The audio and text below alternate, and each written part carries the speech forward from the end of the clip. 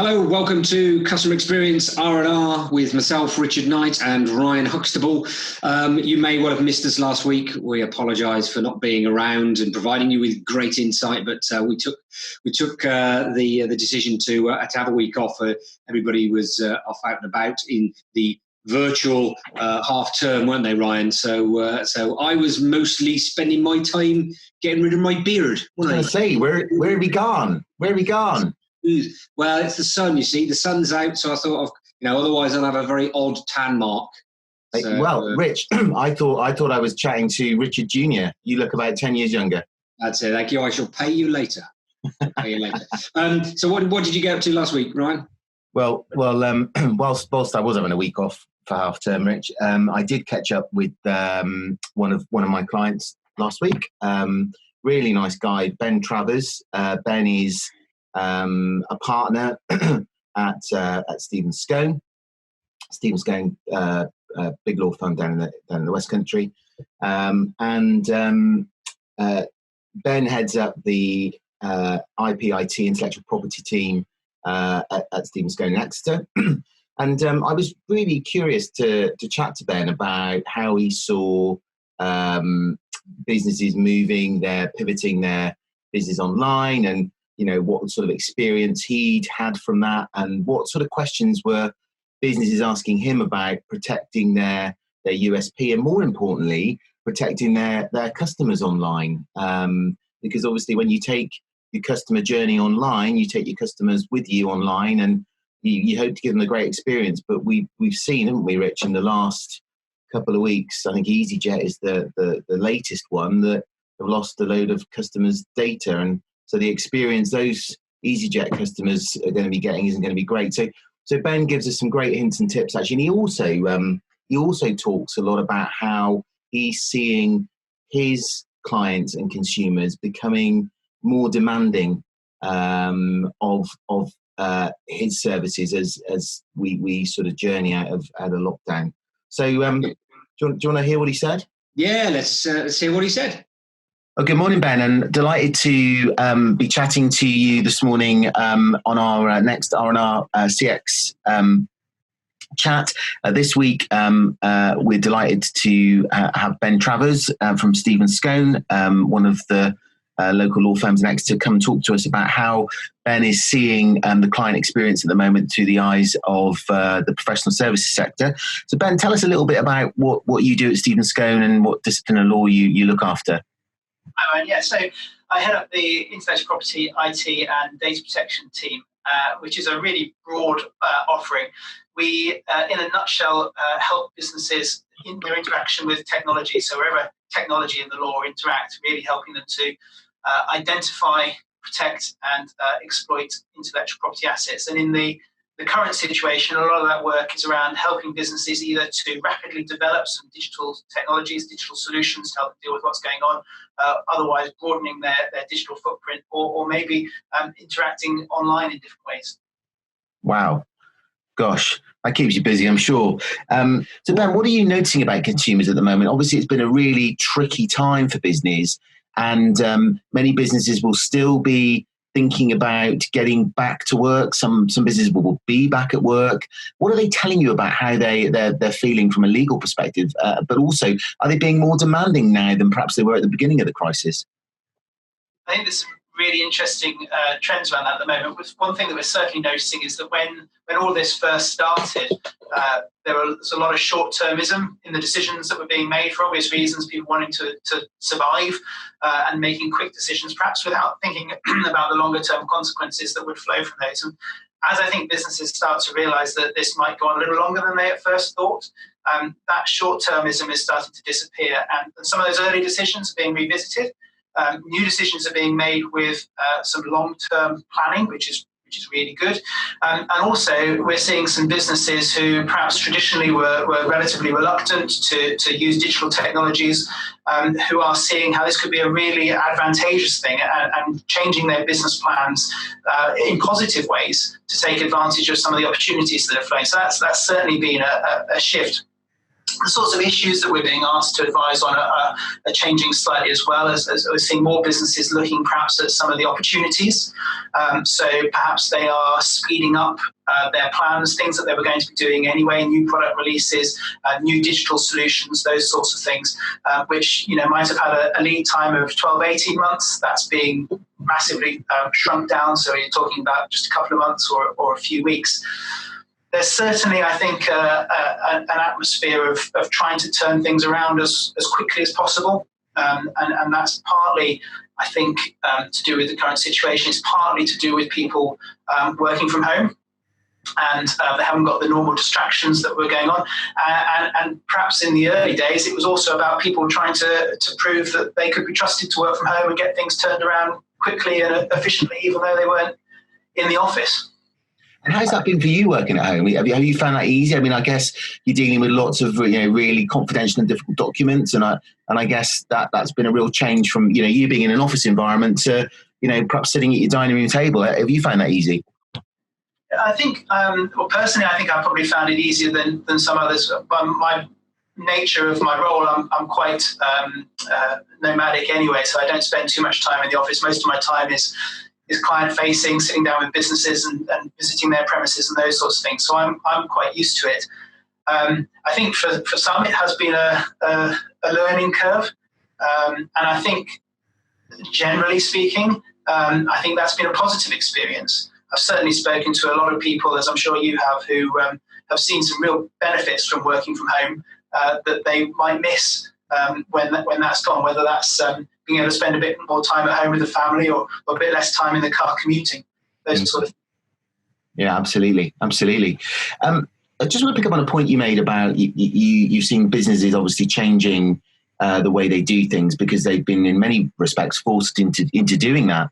In a number of our previous podcasts, we've talked about this thing called a pivot, pivoting the business to do something, to do something different. And certainly in our business at Insight 6, we've had to think very differently about how we coach, mentor, how we measure customer experience for clients through some of those digital mediums, and also, how we train, and for the first time ever, Ben, I know you'll find this hard to believe, I took out a Zoom subscription. But it's been a revelation. And actually, the way I think about how I'm going to do business perhaps going forward will be very different in terms of the fact that, perhaps rather than me driving 90 miles to carry out a training session, I may now do that from the office, and do that in a much sort of more digitally based way rather than physical face-to-face, because there are lots of benefits. I haven't seen any downsides to the client or the delegate experience. And actually, if I think from an environmental perspective, I'm not polluting the atmosphere with tons of CO2 driving to a training session. So personally, I've seen that, but I often worry actually, Ben, that I'm putting all of this data online and my intellectual property is going online. And I've never really thought, and you prompted the thought process when I was listening to you earlier, never really thought, actually, once I've done that and it goes online, actually, do I still own the intellectual rights to that data? Yeah, and that's a good question. Something that we're seeing again at the moment. A question we're being asked more and more. So lots of people are using lots of different online platforms for all sorts of different purposes. Maybe they were using them before and they're just upped their usage. Maybe they're coming to them for the first time. They're using those tools to communicate both internally with colleagues, but also with customers. And some of them are really painless at what they do. They make life very, very easy. But all of them are tools. And just like any tool, it's about making sure that you're using the right tool for the right job. And I'm afraid one of the essential things for understanding about whether tools are being used in the right way is just plowing through the terms and conditions. Which I know I sound like a lawyer on that, but I am a lawyer, so apologies for that. But there's no getting away from that. And what tends to happen is those terms and conditions set out the rules of engagement with those platforms. And usually they're written in plain English. And what sometimes happens is businesses will read the terms, they'll kind of understand them, but they'll also kind of dismiss them, and they'll think, well, what's being asked there is so crazy, or it's so far removed from what I would expect in a normal transaction that I just won't compute it. I'll put that to one side. So I think the key thing is when you're reading those and you read something, you think, well, surely they don't mean that. They do. And it's just understanding that. So, for example, some of the platforms, depending on how you use them, might have quite sticky terms when it comes to intellectual property. So they're not necessarily taking away ownership of intellectual property, but they are making sure that you give them a license to use that intellectual property for any purpose. And crucially, that you're giving a license to other people using that platform. It's something that we saw a lot in the early days of social media, where people would upload lots of content, for example, training materials or imagery, and would then later struggle to commercialize it because of the small print on the platforms that they'd lost their right to do so. So yeah, definitely worth doing, and a different topic altogether, but also from a privacy point of view and cybersecurity and a confidentiality point of view, making sure that the platforms are the right platform for the job, that you're sharing the right sorts of information. All of that stuff's really important, and never more so than at the minute when we've got an increase in people using these platforms. And are you having to spend quite a bit of time talking to your clients about the importance of that now the world's moved on, Ben? Yeah, it's certainly something that people are starting to be aware of, and it's really basic stuff which often gets overlooked because it's not necessarily the most exciting thing, and it's part of a project that perhaps isn't considered until the wheels have come off. But for those that are getting into that mindset, as I say, of making some longer term decisions, they're taking a step back, deep breath, and they're planning things through. For those businesses, it's certainly at the forefront of their minds, yes. What are you noticing about your clients, Ben, in terms of how they're getting back up on their feet? Have they got a plan of, how are they communicating that, and are they testing it? It's a real mix. So I think, as I say, that people are gradually moving out of this sort of short-termist survival mode. We're seeing a lot of businesses interacting with their customers, trying to find out what those customers want. I think one of the things that I've noticed is that consumers seem to be getting a little less patient with the businesses they're dealing with. When lockdown started, consumers, I think, had a lot of patience and a lot of understanding for why things might take a bit longer or why things might not happen. But now the general excuse of we can't do it because of lockdown is starting to wear a bit thin for some consumers. So businesses are certainly having to up their game a little bit. And consumers are expecting the same experience, the same conversation as perhaps they would have had in a traditional environment. So that's something that a lot of businesses I've noticed are having to react fairly quickly to, which perhaps also links into why so many of them are jumping onto lots of online free platforms to help them to do that, to help them communicate. I think we're seeing also a lot of businesses having to come to terms with and unpick some of the stuff that's going on with the way in which they share and transfer data. So lots of businesses, as people will know, have spent a lot of blood, sweat and tears in the GDPR, and I'll try not to use that acronym again because I know that it'll cause a lot of people to switch off, but they'll have been doing a lot of work on that, only to have thrown it out of the window when they started working remotely. Because they're using platforms or they haven't thought about the way in which information is securely transferred. And what businesses often misunderstand with that is that a lot of that comes down to the customer experience and comes down to the reputational issues for data subjects. So businesses interacting with consumers, those consumers will expect their data to be treated with respect and to be treated securely. And if a business is a victim of a cyber attack and a data subject's data is put at risk as a result of that, they're not going to be happy with the excuse, well, we were working from home, it was a different environment and we were using different tools. So I think businesses need to start thinking about how they're going to deal with that situation properly, particularly now that it looks like we're in a bit of a longer term way of working in this way, because it goes to the heart of consumers' trust in a brand. And it's certainly an area where in the early days there was no planning, and now there's an awful lot of thought going into it. If you look at businesses, big name businesses that have been the victim of breaches or attacks in the past, sometimes there is a negative impact on their share value, but the lasting impact tends to be reputational hit and the customers' expectations of their experience with that business going forward. After all, if the business can't look after the data, that's going to raise some questions for the customer. it's a great point you raised, Ben. And I'm sort of sat here listening to you, and I'm thinking, you know what? This advocation we've had week after week after week, Richard and I, talking about having a plan, communicating it, and then testing it, is just as relevant in sort of that digital workplace for a business, reputationally and from an advocation perspective. Because, you know, the worst thing I noticed this just very yesterday, I believe, when or sort of earlier in the week, when EasyJet came out and said that they had been hacked by, they believed it was a Chinese hack that they'd had on their data back in January.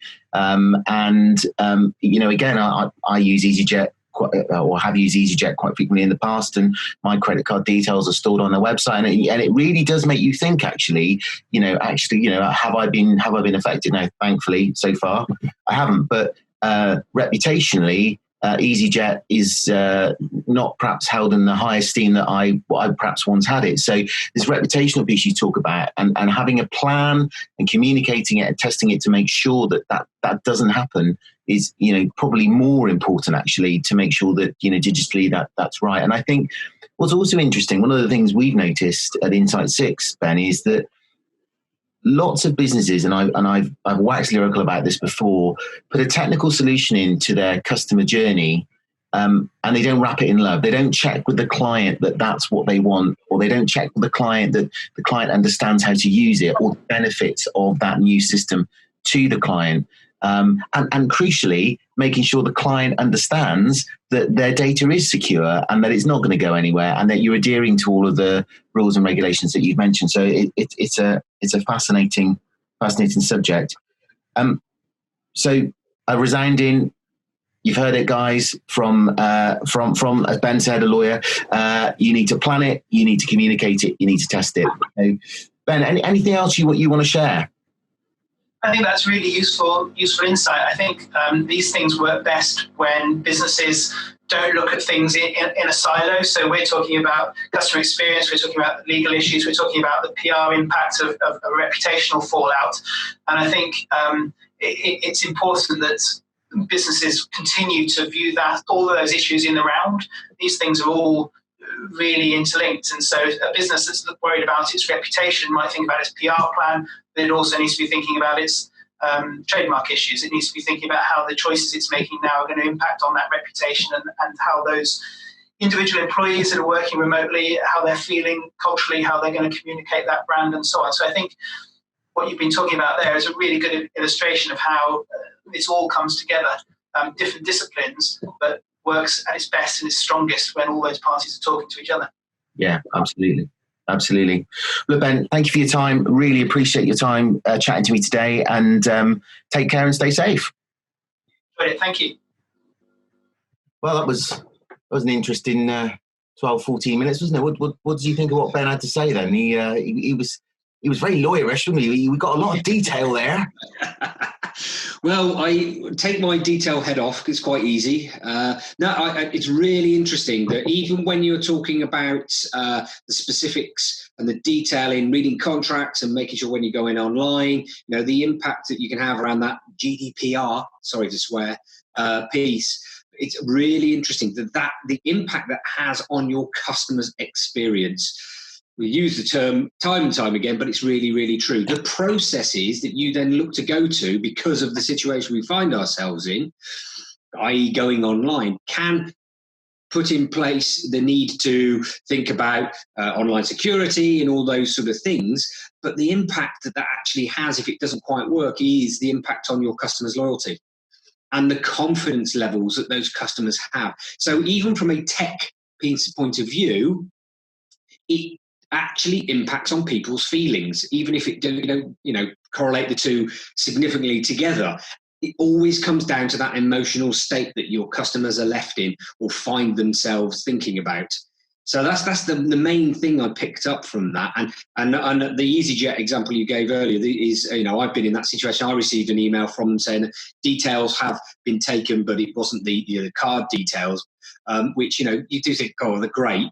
but I'm still thinking, EasyJet now, are they the right ones? Should I be, using them? Should I just go online, take everything off, close my account down, not have anything to do with them because I'm not 100% sure, not confident around that. So for me, it's a really big, great one to come from Ben and really, really good insight from him. So yeah. It's interesting, isn't it? How do you, because I'm an EasyJet customer as well, and one of the things I've liked about the online experience with airlines in general, and I've got two airline apps, I've got the BA app and the EasyJet app, is what I've noticed in the last few years is all of that stuff that you used to have to do at the airport, turning up, God knows how many hours before, and standing in a queue, putting your bag on the scale. When you're going on a short haul flight, and I did this with some friends when we went to Amsterdam last October before we were locked down, Yeah.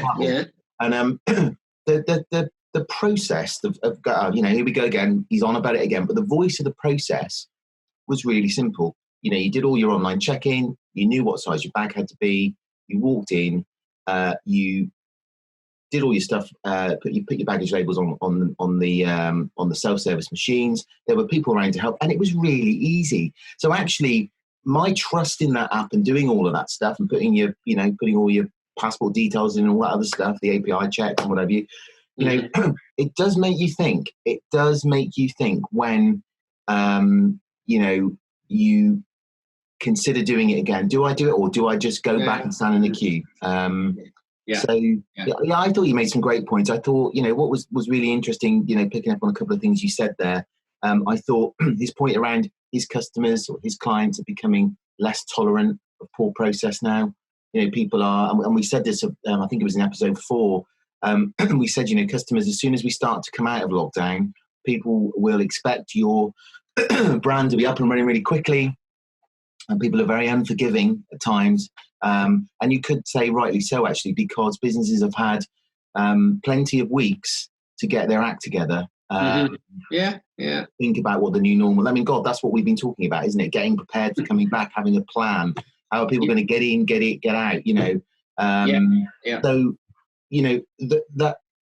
but I think the other bit I just want to say on this, before we close it off, is really, really good businesses that have given people great experiences during this lockdown period, and they've taken their business and their customer journeys online, and they've done that really successfully, whether that's through, Zoom, Teams, whatever it is. And then they've started to update all of their contact lists and all that kind of stuff. The question I want to pose to businesses listening to this is a very simple one. You've done a great job at keeping your business going. You've done a great job at creating a great experience. You've thought about the voice of the process, the customer and your team and your customer. Don't undo all of that by having shoddy online security. Don't undo all of that by not making sure your USP is protected, because, brands can live or die in a day now, if they get things wrong. So, making sure they are. I call it a Gerald Ratner. Do you remember him? Oh, yes. Legend of a man. Legend of a man. Tell everyone his stuff was rubbish and then he didn't have a business. Genuinely, all joking aside, you do not want the Ratner effect to happen to your business because you haven't. So, absolutely. And I think that's the key thing, just to finish up. It's a great interview with Ben. So thank him for sparing his time as you did. We've got to plan it. We've got to communicate it. And then we've got to test it. So how do you know those processes you put in place are working and are doing the right things for your customers? They might be working your end, but are they working for the customers? How are you testing that that's the case? So that's our message for this week. We will be back next week, won't we, Ryan? We'll be having somebody else to chat to next week as well. We might even be back at the end of this week, because we might. Hey, 2 in 1. Steady. Do you know what? Don't overpromise. I just have to say to the lovely lady who messaged me on LinkedIn from Truro, she's a copywriter from Truro, and she said to me, Rich, Ryan, loving your R&R, keep it going. It's keeping me sane, is what she said. Hey. And I said, that's great. There's another top tip. Drink some cider, and that'll help as well. Bring some cider. Well, I've been Rich Knight, and he's been Ryan Huxtable. Thanks ever so much for tuning in again, and we will see you soon.